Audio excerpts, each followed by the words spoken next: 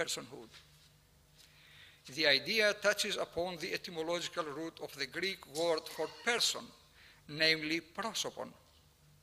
For someone to exist as a prosopon, one must be whole enough to look at another prosopon,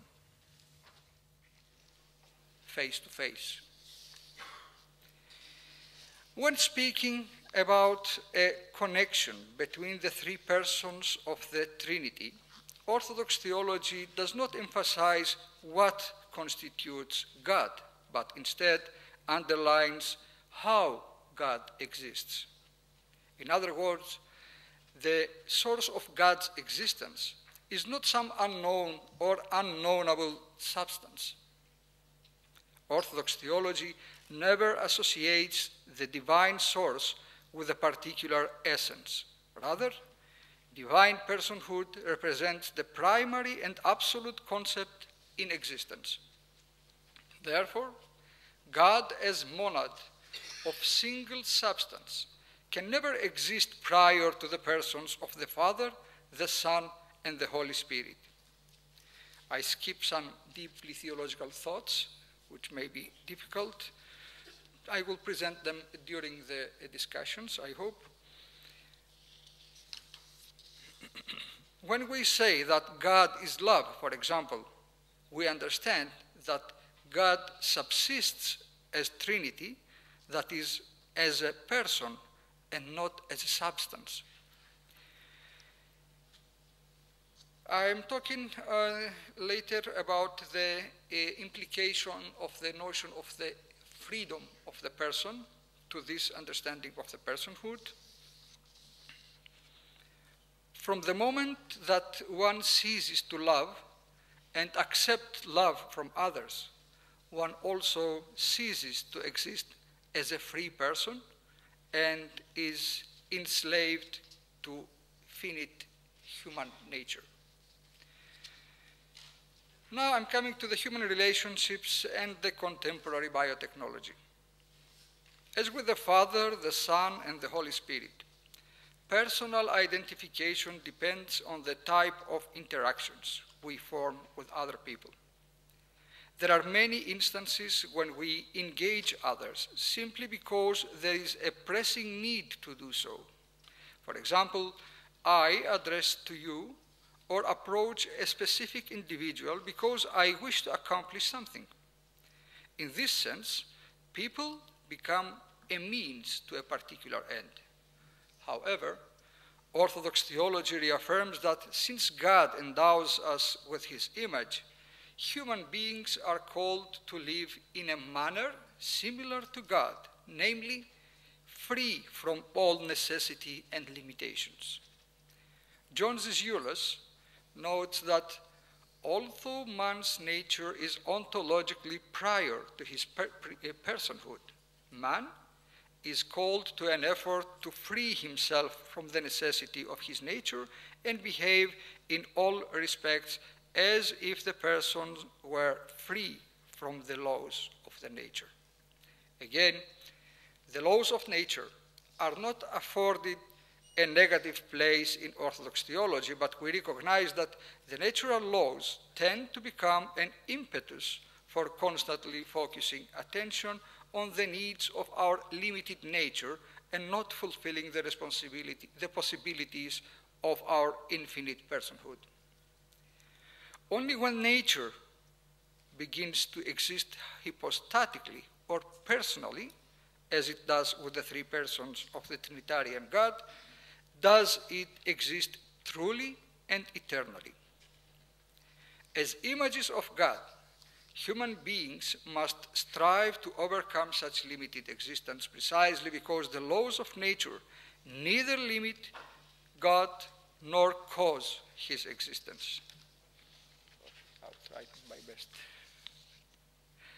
When a man and a woman first envision their lives as a couple, the thought of having children is expected and often welcomed. The desire to have children is as natural as breathing for most humans. Procreation is almost coextensive with creation itself. However, with the attending social and familial pressures, the thought can become quite overwhelming. For centuries, human beings have sought to strike a balance between sexual intercourse as a means of bearing children and sexual intimacy as a form of pleasure. This has introduced a wide array of contraceptive methods ranging from physical to chemical control. While human beings have used artificial means to avoid childbearing in the past, even reducing abortion to an ultimate contraceptive measure, today, quite ironically, we spend much time, energy, and finances attempting to have children through artificial means. A single woman can become pregnant without sexual intercourse, a concept that in the past was reserved to science fiction. Modern biotechnology offers couples the opportunity to bear a child when all natural means are exhausted. Barring any moral questions related to the procurement of gametes, in the case of a couple, artificial reproductive technology is generally considered a blessing. In such circumstances, we can say that while the natural act of procreating has been circumvented, man and woman continue to exist as persons in communion with each other and with God because of their love for one another and for the unborn child. However, the same cannot be said for single women. When a single woman resorts to biotechnology, she remains on the level of the purely natural order, that is to say, her desire to give birth simply satisfies the physical need to survive and pass on genes to future generations. Indeed, when a single woman attempts to fall pregnant through the artificial technology, she reduces her body from a temple of God to a chamber of incubation. The ecstatic act of bringing forth new life is naturally something that helps a person transcend the confines of the ego. Nevertheless, when we compromise the imago Dei, the image of God, biotechnology leads to the direct opposite of such transcendence and transformation. In our review of the notion of personhood, we have already mentioned that Orthodoxy's vision of the human person focuses on relational existence rather than on natural essence. So it is inconceivable for the Church to acknowledge someone as a person simply because they meet certain physiological or biological parameters. Unfortunately, those interested in pushing biotechnology to new heights have gradually moved away from this position. Indeed, a perspective once very clear and formative for our lives in the Church is now viewed as hampering scientific progress. In order to develop this point further, I would ask you to consider the following. Even if we were to accept the use of artificial ways in the case of couples in the Orthodox Church, we would still have to consider the problem of excess embryos created in the process. Frequently, physicians create many embryos beyond the number that is implanted as a way to prepare for unsuccessful pregnancies and reduce the cost of future efforts. If the woman becomes pregnant, we justifiably celebrate. Yet we also face the dilemma of what to do with the extra embryos. The Church teaches that the embryo is a human person despite its limited biological development and consequently must never be damaged, let alone destroyed. Others, however, argue that the embryo is not a person precisely because of its physical or natural condition and limitation. Some feel that we can only speak of a human person after birth, or when the fetus first moves, or when the embryo develops the first signs of a nervous system. In any case, the desire to overcome physical limitations through the use of biotechnology often obliges us to define personhood according to biology, rather than according to qualities associated with God's existence, namely freedom, love, communion, and sacrifice. Thank you. If we imagine that matters become less convoluted with age, we are surely mistaken. Surely, with the passing of time, human beings form greater and deeper relationships with others and with the environment. As we come to know others more intimately, as we become more attached to them, we gradually perceive their intrinsic value.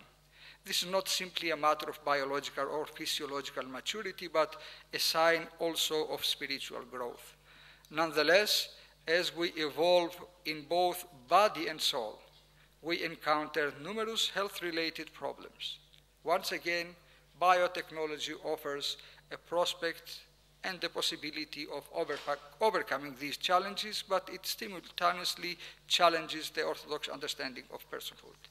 I skip the rest and I come to the conclusion. As Orthodox Christians, when we refer to the human person, we imagine something far more significant than biological, physiological, or chemical process. According to the Orthodox Church, a human person is someone who has progressed from the image of God to the likeness of God. In other words, a person is someone who seeks to reflect the mode of existence of the persons of the Holy Trinity. As such, the individual is called to enter into communion with God as well as with the rest of creation. Therefore, personhood is fully realized when one participates in the Eucharist, as the body and blood of Christ unite each of us with our Creator and with all those who partake in the Feast of the Feasts. With such a view of personhood, biological, social, and physiological disorders can never limit one's status as a human person. Indeed, such disorders may well limit someone's ability to comprehend and desire a harmonious life in the world, but they cannot completely abolish personhood. According to the Orthodox Church, we cease to be persons when we die spiritually, something that occurs when we become enclosed in its self-centeredness and refuse to love God and neighbor. Our approach to the human person may appear a little too austere to those who are interested in an unfettered application of biotechnology. However, this does not mean that the Orthodox approach prohibits the use of biotechnology when trying to overcome various challenges to health and life. We do not perceive biotechnology as inherently sinful, nor do we believe that medical and scientific progress should be avoided or confined.